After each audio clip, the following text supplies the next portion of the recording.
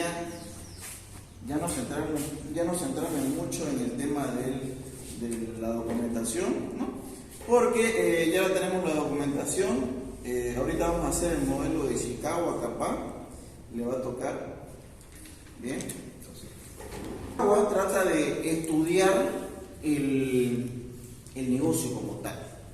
Bien, entonces el diagrama de pescado, puede ser pescado, no es otro que verificación de problemas, ¿no? Aquí nosotros ponemos el problema central, de qué trata, ¿no? ¿Por qué lo estamos haciendo en nuestro sistema? Y después vamos determinando algunos problemas grandes que tiene la empresa. ¿Ya? Y de esos grandes problemas van a desembocar algunos más pequeños, ¿no? Y se forma de esta manera, como si fuera un hueso de pescado. Ejemplos. Por ejemplo, el gran problema es la atención al público, digamos. Uno de los problemas grandes es el almacén, ¿no? No se está llevando de manera correcta. Problemas pequeños, se está documentando en libros, los libros se pierden, los libros no los firman bien, ¿no? Entonces vamos viendo que de un problema grande estamos entrando a más específico, ¿ya?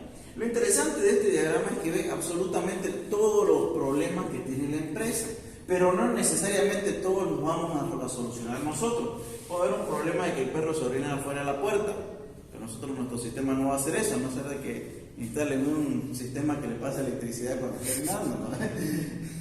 Pero ese no es el caso. Entonces, se trata de eso, esta parte, ya conocer el negocio. A esta parte es lo que le llamamos también, más adelante no lo van a hacer, ya el modelo de Chicago es algo antiguo, se utiliza actualmente la triple E, que son, ¿cómo se llama? Es una serie de pasos a seguir para hacer la captura de requisitos. Ya esto va a ayudar a la captura de requisitos. ¿Bien? Entonces, eso es grandes rasgos. ¿Bien? ¿Por qué? Quería enfocarme en que si bien el sistema es algo importante, ¿ya? No va a ser de hecho su primer examen, ¿ya? Y eso tenganlo en cuenta, ¿no? La gran pregunta es de qué va a ser el examen, ¿verdad? ¿Ya? La ingeniera se pone a explicar algunas cosas y capaz no lo captamos la primera, eso es sinceramente. ¿Ya? El primer tema que vamos a ver va a ser teoría general de sistemas, TGS.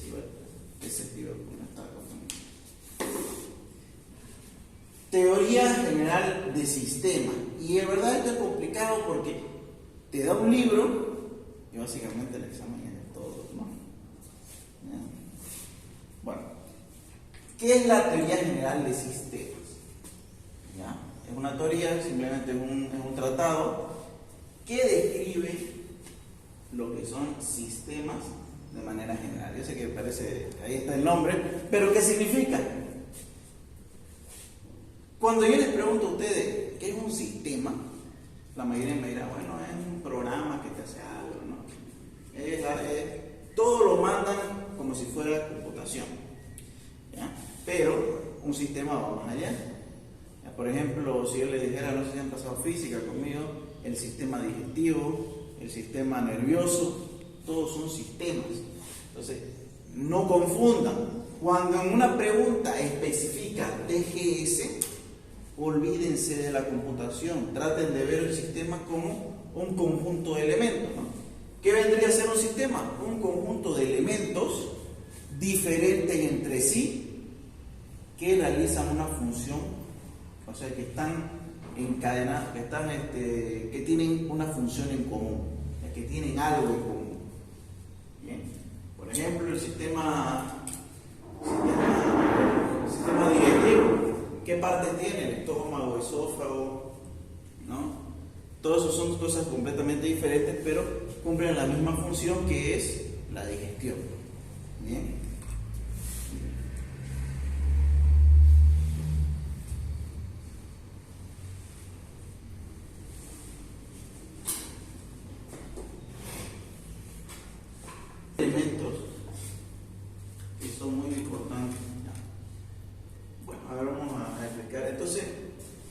Si yo tengo un sistema, son varias cosas que funcionan, que pueden hacer algo porque tienen esa cosa en común. ¿Bien? Este va haciendo esto. Si se dan cuenta, forman algo así como una burbuja, donde son, en teoría, independientes. Ya vamos a ver ese tema más adelante, la dependencia. ¿Ya? Puntos importantes en un sistema. Primero, pues un sistema tiene que tener dos elementos. Tiene que tener sinergia y tiene que tener recursividad.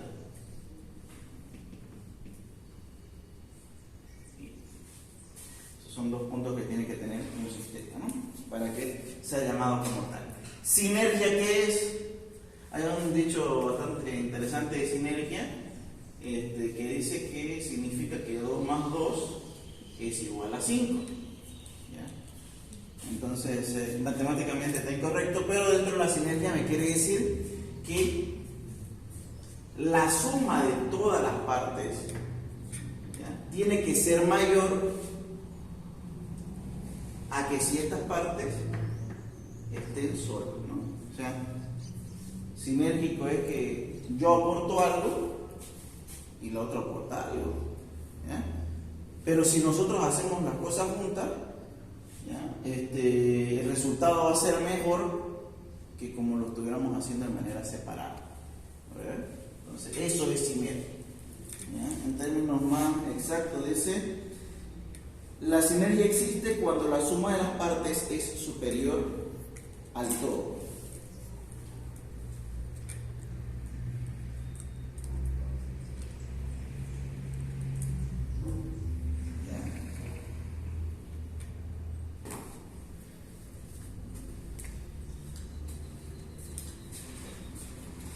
Hay diferentes tipos de sistemas, ¿no?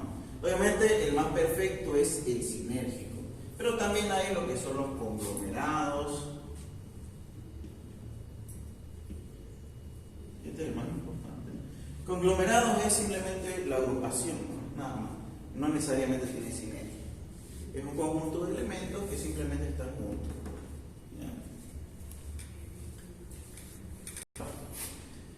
Recursividad. Programador, ¿no? Error del programador. Recursividad me habla, y yo tengo un sistema, que está formado por varios sistemas más pequeños. Ahora ya se va pareciendo un poquito más a lo que conocemos en computación, ¿no? ¿Ve?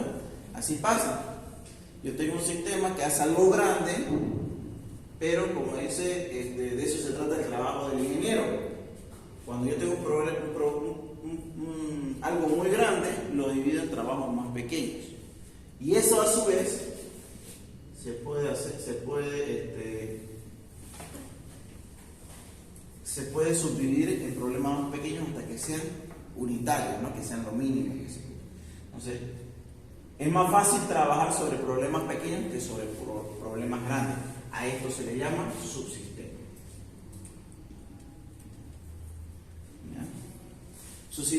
Subsistema es aquel sistema que forma parte de un sistema mucho más grande.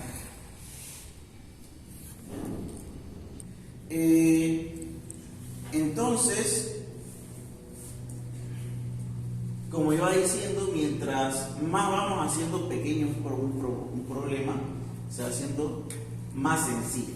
Esto tiene niveles, ya que lo vamos a aplicar a la vida real. Por ejemplo, bueno, la verdad que parece lógico. Esto lo vamos, si se puede anotarlo ya, porque esto, bueno, igualito esto está en el libro, ¿no? Pero para que se le entienda mucho mejor. Los niveles de los subsistemas son 9, que están nombrados por primer sistema, segundo sistema, segundo sistema. Primer sistema. Bien. O primer nivel, para nosotros. O sea, por niveles. Son las estructuras estáticas. Más pequeñas, ¿no? Ya no tienen forma de ya no tienen forma de subdividirse, ¿ya? No se puede mover, no se pueden hacer nada de ello. Segundo nivel, estructuras dinámicas. Estructuras dinámicas. Simples.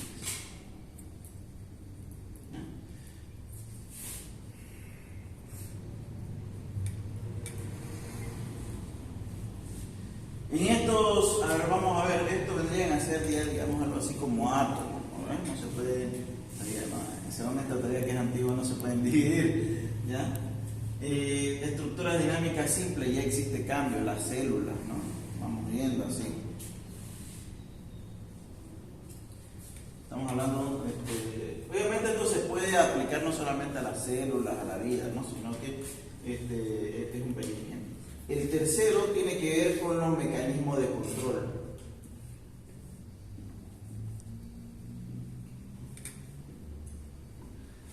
¿Cuál es la diferencia con los dinámicos simples? Que estos son automáticos, no trabajan así porque están diseñados para ser así. Ya los mecanismos de control ya tienen algo de conciencia acerca de lo que están haciendo. El cuarto nivel, sistemas abiertos.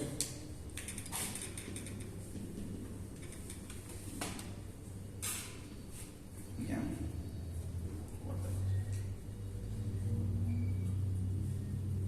Aquí es donde la vida comienza a surgir, se podría decir, ¿no? Ya tiene vida propia. Aquí tiene cierto control sobre sus acciones, pero aquí ya es completamente abierto, ¿no? Ya se desarrolla, se podría decir que es un animal simple, ¿no? Quinto nivel.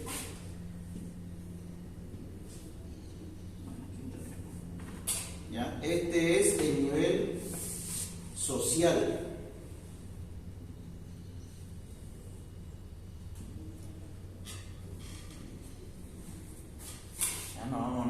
Átomos, células, y aquí sería como la mayoría de células serían los animales más simples, ¿no? Que, a ver, un animal sin las plantas, digamos, no tienen cierto control de lo que hacen hasta cierto punto. Sistemas abiertos ya son animales bastante simples, ¿no? Como ser, a ver, son animales que no tienen mucha sociedad, no se podría, ¿no? Es que hay varios animales que también entran dentro del aspecto social. Por ejemplo, los lobos son sociales, las hormigas, ¿no? Hay algunos animales que son solitarios, ¿no? Que no son sociales. No se me ocurre un ejemplo ahorita. El sexto nivel ya tiene que ver con la organización.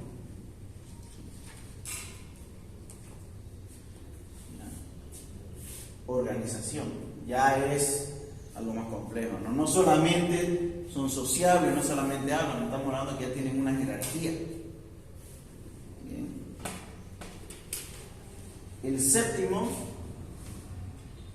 es el nivel humano, ya más complejo, tiene todo lo demás y aparte conciencia y elección, ¿no? Los animales que se organizan y que tienen jerarquías, como los lobos, etc., lo hacen por algún motivo, por fuerza, esas cosas, ¿no? Los humanos ya tienen capacidad de elección, ¿no? Puedo tener el presidente un gordito que no sabe matemática, no sé qué tiene, pero ya lo elegí, digamos, porque es mi elección. ¿Ya? Y el noveno, este es el octavo, ¿no? Y aquí es una combinación de organización social. Y estas son las sociedades que tiene el ser humano. No es social ni organización, es una organización que tiene que ver con varios seres humanos. Aquí es un ser humano y aquí son varios seres humanos, ¿no? Y finalmente el noveno son los sistemas trascendentales.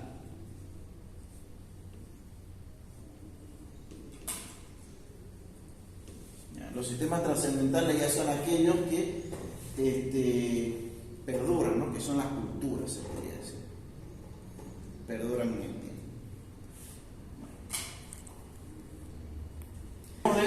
Otro tema que se llama la frontera del sistema.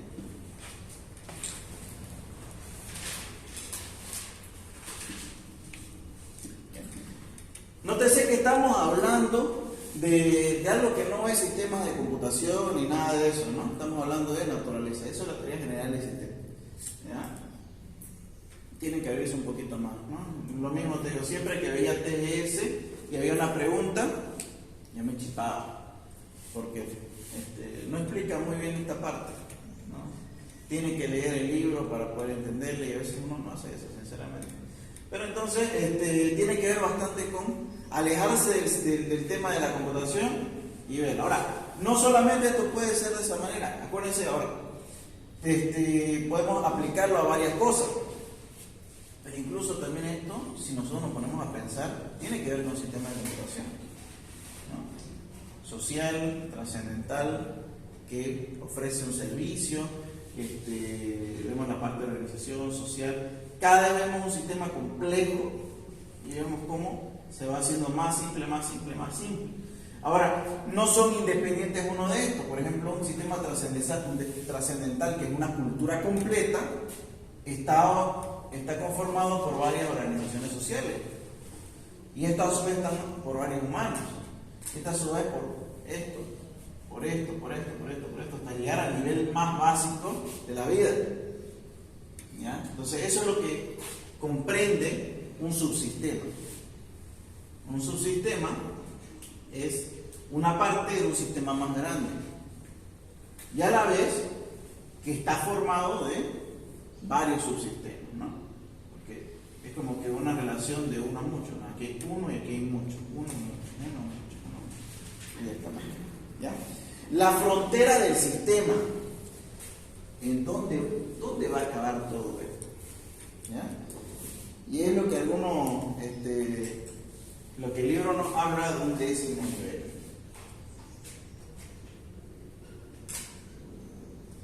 Nivel ecológico.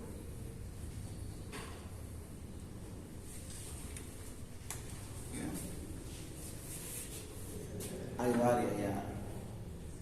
Hay varias culturas, hay todas las cosas que están relacionadas entre sí. Bien. Ahora vamos viendo eso. ¿Qué entiende por subsistema? Otra pregunta que había en examen, ¿no? Son aquellos agrupados que forman sistemas, lo que estábamos hablando. ¿Qué considera la organización como sistema, no? Entonces veamos qué tipo de subsistemas están conformando esa organización, ¿no? Social, técnico, administrativo. Esto es un poquito más no son respuestas demasiado fijas, y eso es lo complicado y a la vez lo bueno, ¿no? Porque si uno le entiende más o menos de lo que se está estudiando, puede charlarla, digamos, ¿no? Imaginarse así, ¿verdad? No somos un libro para sabernos todo.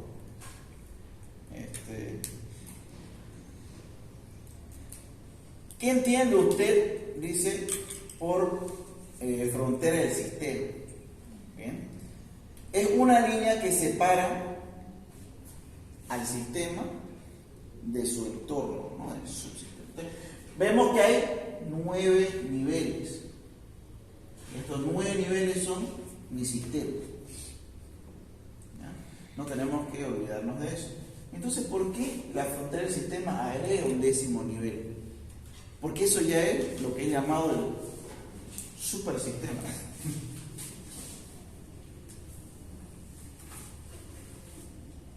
Supersistema. Bien.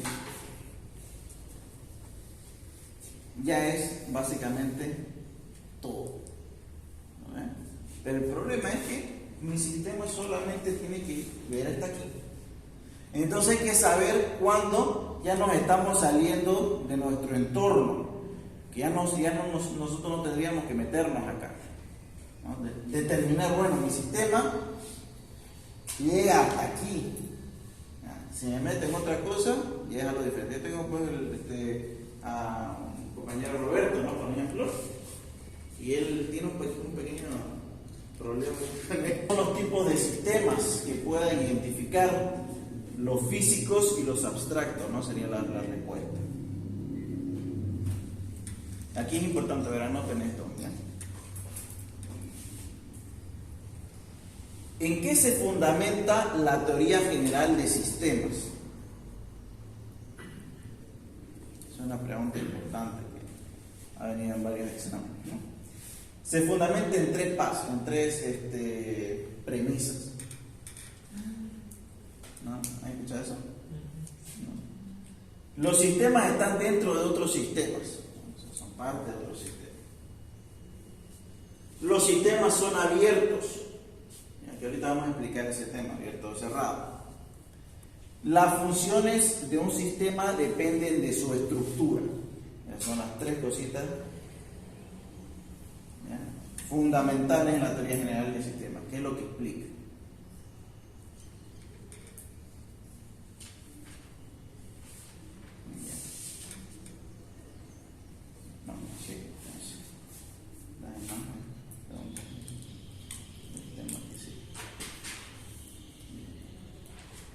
Hablamos un poquito sobre el sistema, la frontera del sistema.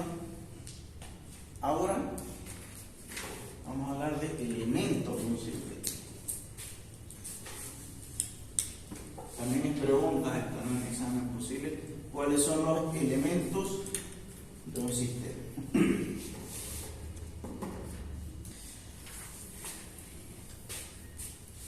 Mi sistema es como un cuadradito, una cajita, y yo meto algo y sale algo, ¿no?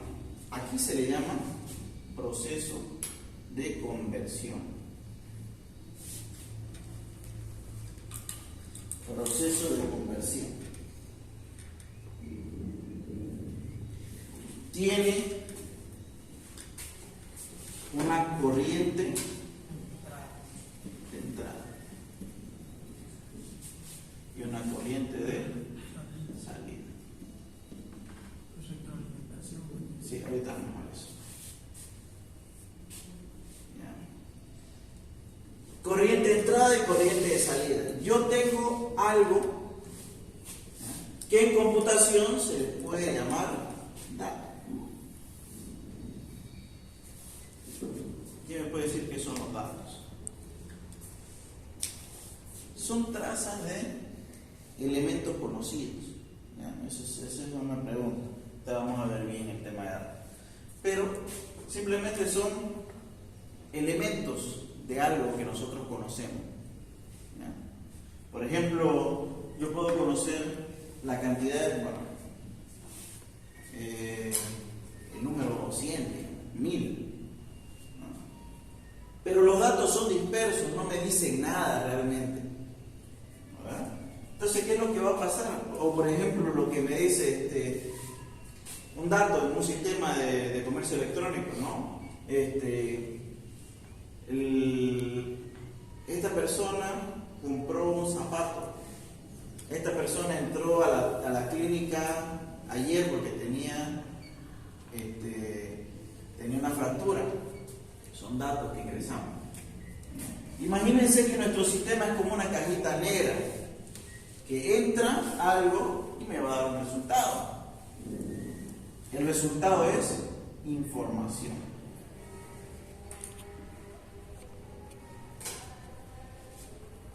Información.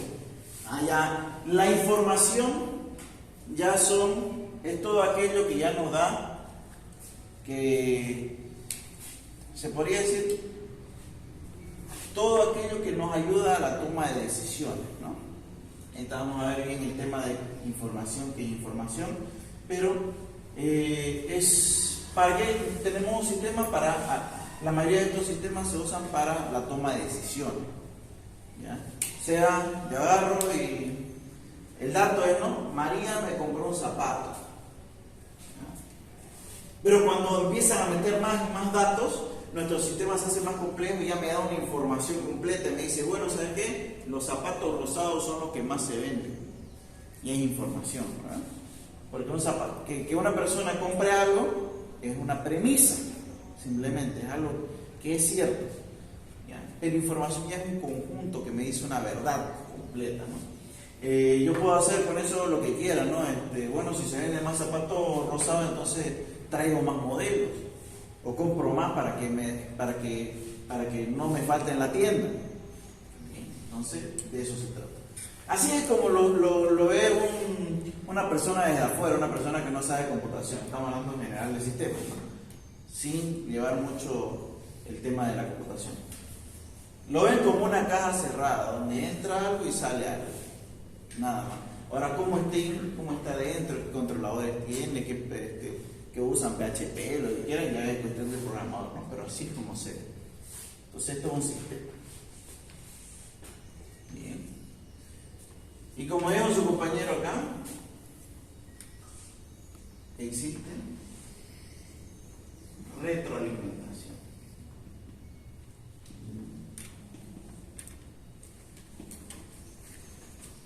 Esta información se convierte en nuevo dato, que también me va a ayudar a juntarse con otros datos para darme información cada vez más precisa. Y así es como se empieza a funcionar un sistema, ¿no? A esto se lo conoce como un sistema cerrado.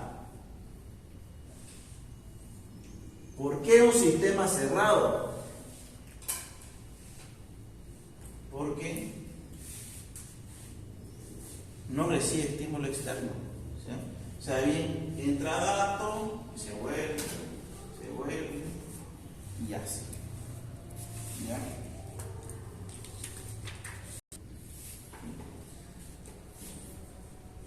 Bueno. Bueno, esto ya vamos un poquito a física 2. Un sistema está regido por las leyes de la termodinámica. ¿Ya? ¿Cuáles son las leyes de la termodinámica? No me acuerdo bien eso. Las leyes de la que está basada es, bueno, la primera ley de la termodinámica me dice que en un sistema cerrado la energía se conserva. ¿Ya? Entonces, estamos hablando de un sistema cerrado, ¿ya? Donde agarra, sale y vuelve, ¿no? No existe escape de energía porque se dice que es cerrado, ¿no? No sale ni entra tampoco. Bueno, la segunda ley de la termodinámica nos dice: el sistema siempre se moverá en dirección al estado más probable. Esto se le llama entropía.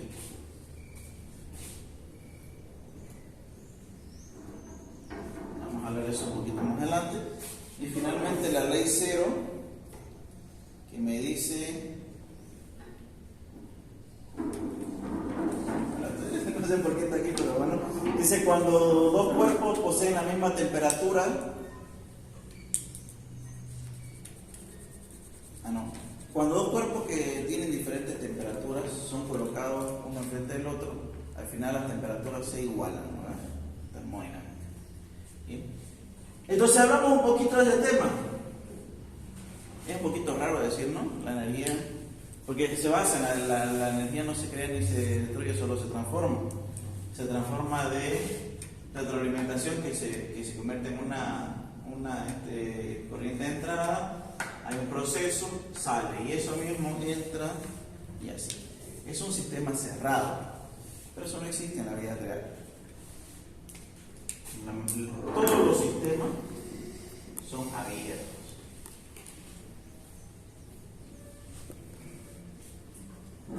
Todos los sistemas son abiertos.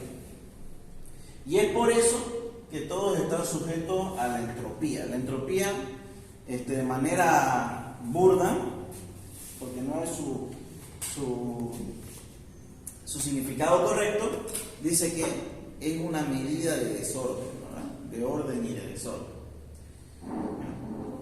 Mientras el estado fundamental de la materia es estar desordenado, ¿no? Y ahí está el chiste que le decía en física, ¿no? ¿Por qué es tan fácil desordenar tu cuarto? Pero tan fácil desordenar tu cuarto y tan difícil ordenarlo, ¿no? Además, uno puede ser la persona más ordenada del mundo, colocar supuestamente los lugares donde debería estar, pero siempre se va a desordenar, no se va a ensuciar, a pesar de que hagamos lo que hagamos. Entonces, como decía ahí, ¿no? Si tu madre agarra y te dice, ¿por qué estás sucio tu cuarto? Le decís, no es mi culpa, mamá, es culpa de la entropía. ¿Ya? Siempre tiende a todo al desorden. ¿Ya? Sistema abierto, bueno, es un sistema cerrado. Un sistema abierto es algo así. Ya es la realidad, es un motor, es como un motor de combustión, ¿no?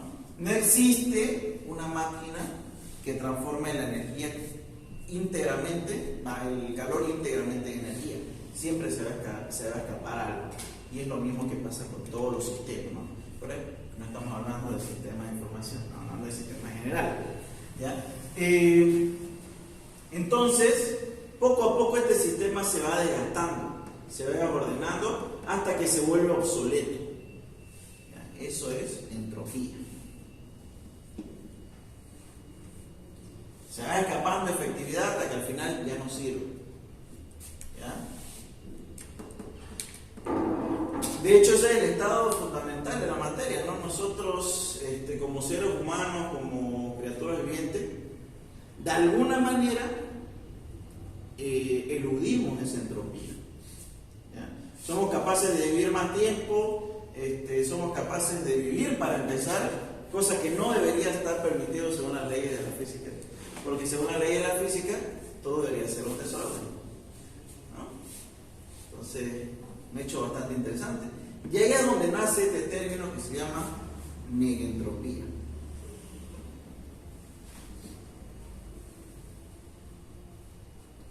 Entropía negra.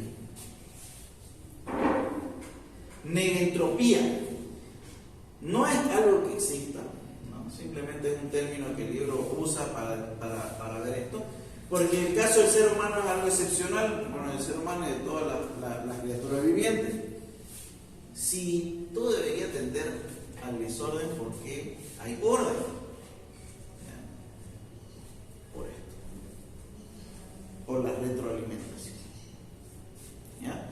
De alguna manera, el ser humano, lo normal era información que entra, información sale, porque es un sistema abierto. ¿Ya?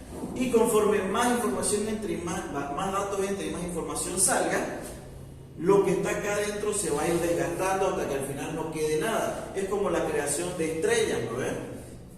Saben que las estrellas vienen de una nebulosa, ¿ya? Pero ¿qué va a pasar? En algún momento esa nebulosa forman estrellas y después se destruye, ¿no? Y se va deshaciendo. Otra vez vuelve a formar y se va destruyendo hasta que al final la nebulosa se termina disipando, porque ya cumplió su ciclo de vida, ¿no? Pero ¿por qué el ser humano puede vivir? Porque existe una retroalimentación, y eso es lo que no hace la naturaleza de manera. Entonces, si bien yo salgo, vuelvo a meter datos y continúo siendo yo, ¿no? Existe una retroalimentación. Obviamente va a llegar un momento en que la entropía aumente tanto y el sistema aún así no sea capaz de sustentarse. Al final terminamos muriendo, ¿no? Entonces, ese es el tema. Entropía es una medida de desorden que existe, ¿ya? Y la entropía es lo contrario, retroalimentarse para poder hacer que la entropía vaya para atrás. Quiere decir, en vez de desordenarse, que nosotros ordenemos. Nosotros somos capaces de ordenar cosas, ¿no? Pueden ordenar su cuarto, etc. Entonces nosotros vamos en contra de la ley de la naturaleza. ¿Bien? La entropía, bueno, ¿por qué pasa esto? Porque la entropía en realidad, si bien decimos de manera burda que es un grado de desorden que existe, no es un significado correcto. Su significado se basa en la probabilidad. Y esto también lo hemos visto en Física 2, lo que hemos visto, que ha pasado conmigo, vimos virtual. ¿Bien? Así en manera de broma con respecto a esta teoría, dice, yo puedo agarrar en mi mano, ponerla así, y que automáticamente aquí aparezca un diamante. Puede pasar, usted puede llegar a su casa y que se forme espontáneamente un diamante, sí puede, pero ¿qué tan probable es? ¿No? Ustedes tienen su cuarto. Solamente hay una forma en la que su cuarto esté ordenado. Solamente una, ¿no? Que esté todo en su lugar.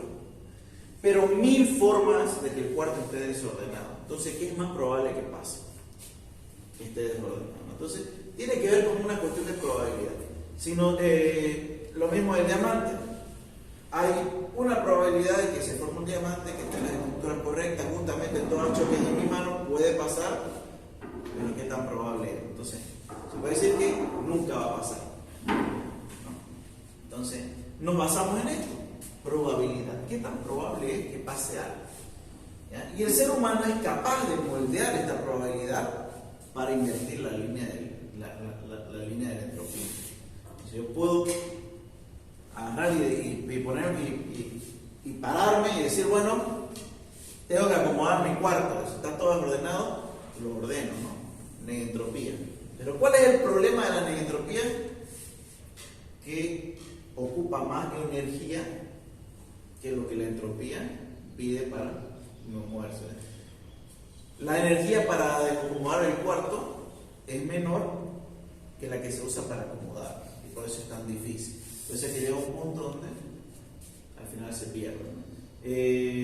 Esto es gracias a que es un sistema abierto. Podemos agarrar energía de afuera, ¿no? Me cansé, estoy acomodando mi cuarto, me cansé, ¿qué pasa? Me voy a la heladera, como algo, duermo un rato y estoy de nuevo con energía y otra vez voy a acomodarlo, ¿verdad? Pero esa energía la estoy robando de otro lugar. Entonces, así va el tema. Bueno, dice, mencione y explique las características de los sistemas, ¿no? A veces sus preguntas son un poquito confusas. ¿Ya? Las características de los sistemas, ¿no? Y en realidad lo que quería preguntar es cuáles son las partes de un sistema, que es lo que vimos ahí, ¿no? Entrada, conversión, proceso y salida, ¿no? Entrada, proceso y salida sería. También se podría decir elementos. Elementos. Los elementos se podría decir que es como que lo que está entrando y objetivo la salida. Entonces, elemento es lo que entra, que es la corriente de entrada. O sea, la corriente de entrada es como el camino para entrar, pero lo que entra es elemento y se le llama entrada también. Y a la salida es el proceso. Es lo que se llama el objetivo, que es lo que yo busco. Y en lo que pasa en el medio, en el cuadradito, es la conversión. Las características de los sistemas, y también puede preguntar de manera que diga cuáles son los elementos de un sistema. Es un poco confunde. Al final no sabe a qué se refiere. La verdad es que esa es la pequeña burrada. Lo primero que se me viene a la mente es lo que dijimos al principio, ¿no? Que es cuáles son los fundamentos, ¿no? Entonces, fundamentos son los tres que vimos, que se explicó al comienzo, ¿no? Los sistemas son abiertos y elementos son estas partecitas, a veces esas pequeñas cositas. Y lo peor es que a veces ¿cómo se llama? Sus términos como que te hacen dudar, y ese es el pequeño gran problema con los exámenes. ¿Ya? Vamos a ver si como lo que creo que se le puede hacer es preguntarle, digamos, te llevará la gritada, ¿no? Pero al menos explique. ¿Ya? Son los tipos de sistemas que se pueden identificar. Y esto es abiertos y cerrados, ¿no? Tipos de sistemas. Se explican, ¿no? El sistema por su naturaleza y por su constitución serían físicos y abstractos.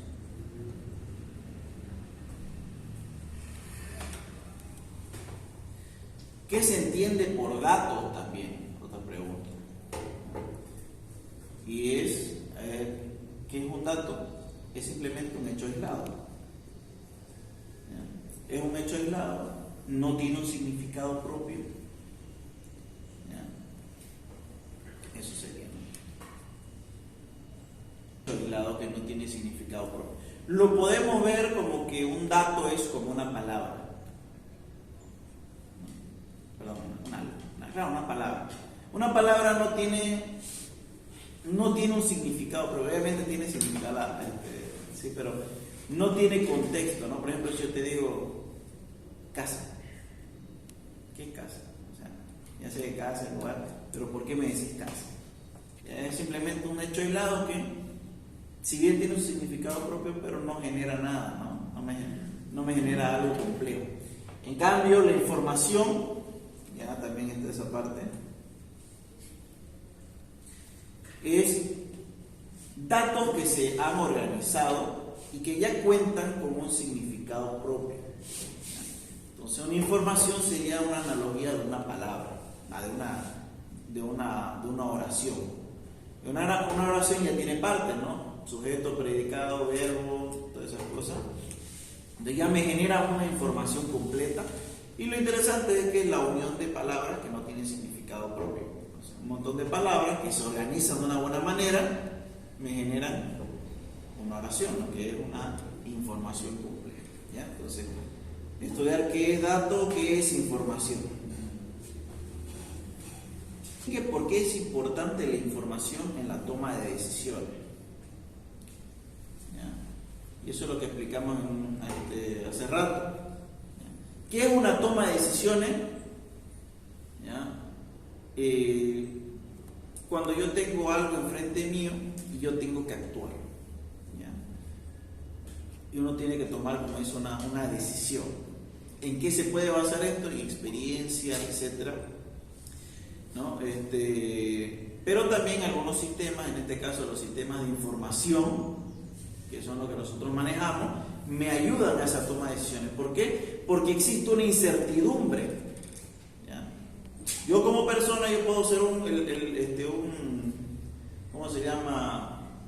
El mejor ingeniero civil del mundo. ¿Ya? Y me dicen, oye, Eric, ¿cómo vamos a qué tipo de columna vamos a poner en el edificio?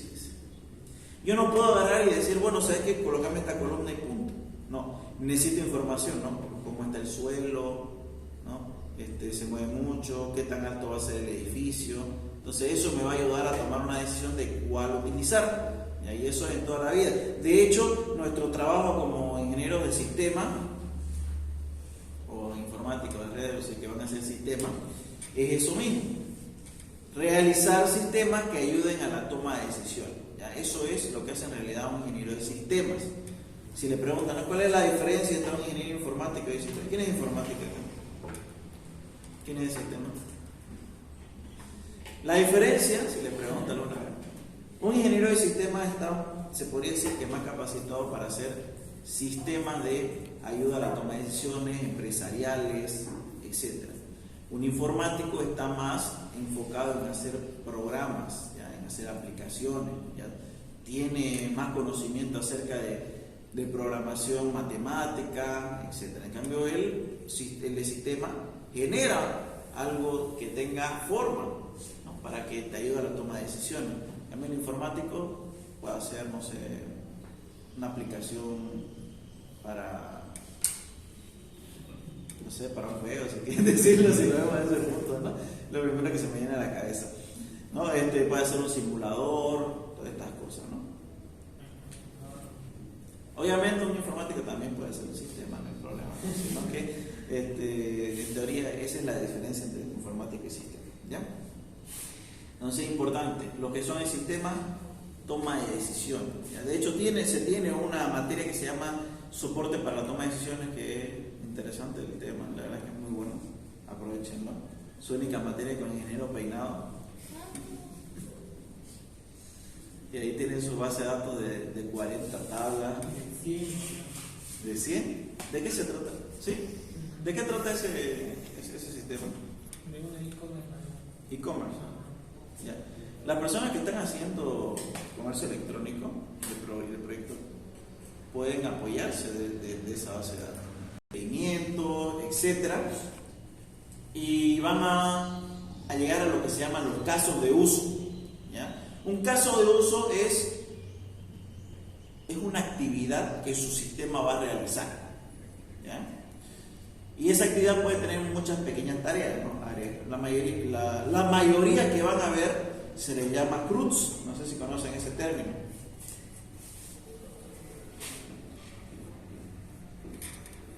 La mayoría de los sistemas se basan en CRUD. ¿Qué significa? A ver, ¿cómo era? Create, read, update y delete. ¿Ya? De eso se trata. Crear, leer o listar, modificar y eliminar. El 90% de los sistemas se basa en eso. ¿Y qué es lo que va a hacer un CRUD? Hacer todo esto a una tabla en específico. A una tabla en específico.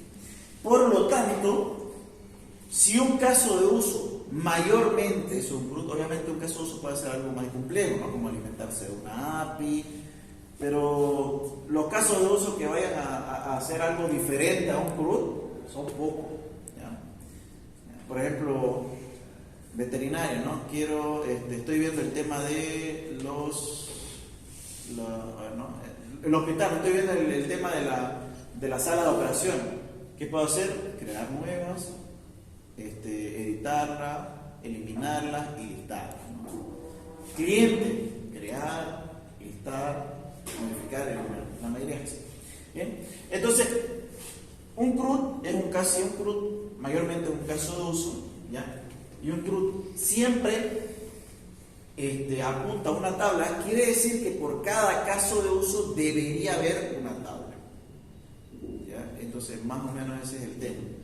Yo tengo 30 casos de uso, debería tener aproximadamente 30 tablas, ¿ya? Entonces, más adelante les enseñan que un sistema pequeñito tiene aproximadamente 8 casos de uso. Sistema mediano tiene 15. Un sistema grande, o más o menos grande, tiene 30 aproximadamente, ¿no? Y es lo que ustedes están haciendo, ¿no? Un sistema de 30 casos de uso, o sea, un sistema grande, ¿bien? Y un sistema enorme ya son mucho más, ¿no? Obviamente hay sistemas gigantescos, lo que quieran. ¿Por qué entonces nos está pidiendo un sistema grande a nosotros que nosotros no sabemos todavía mucho sobre el tema? El problema es que hay una forma de calcular eso, ¿ya? Más adelante lo van a ver, pero hay formas de calcular el tiempo y el personal. Hay formas de calcular un sistema dependiendo de cuántas entradas tiene, todas esas cosas. Eso son temas de los alumnos de sistemas de software 1, software 2 que le enseñan esto recién. Se llama estimación. Entonces yo por medio de algunos datos puedo decir cuántas personas necesito, cuánto tiempo van a gastar cada uno, ¿ya? Y ustedes son 5 personas trabajando en teoría 4 meses.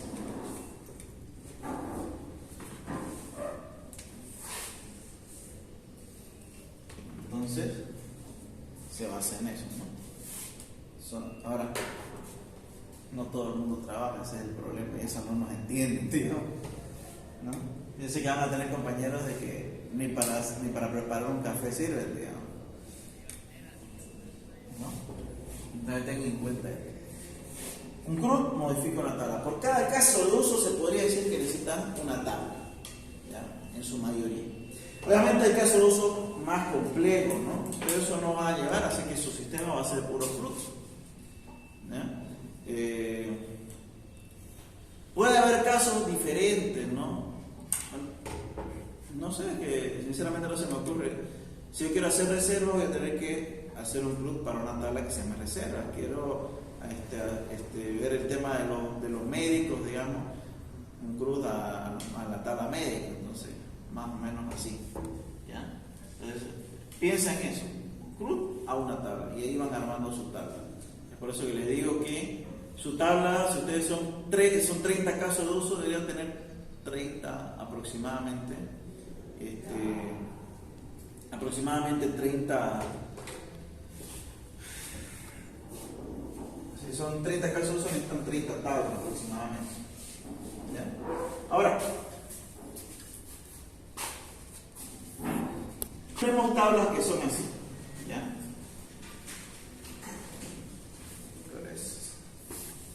Tenemos tablas sencillas, ¿no? ¿Verdad? Cada una tiene datos.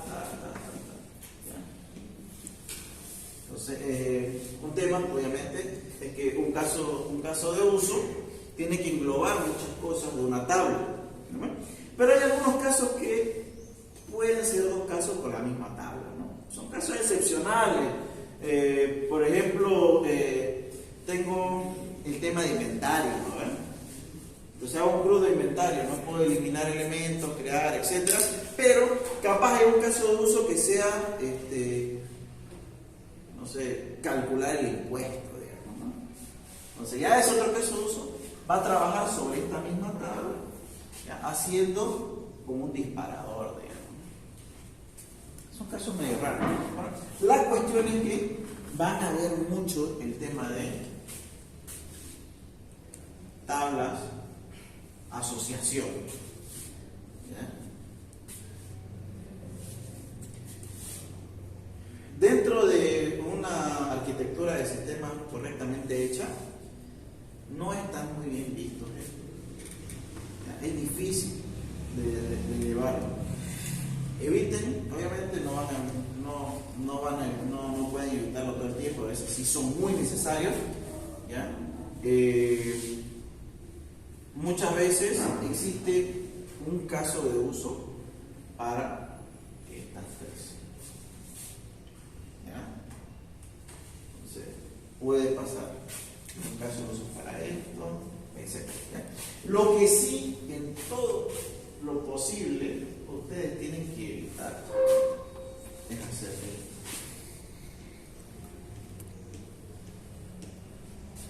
Se puede, dentro de base de datos, crear una asociación, una tabla asociación, uniendo una tabla con otra que ya era asociación. Esto es un despelote a la hora de programar. A veces es sencillo, pero es complicado.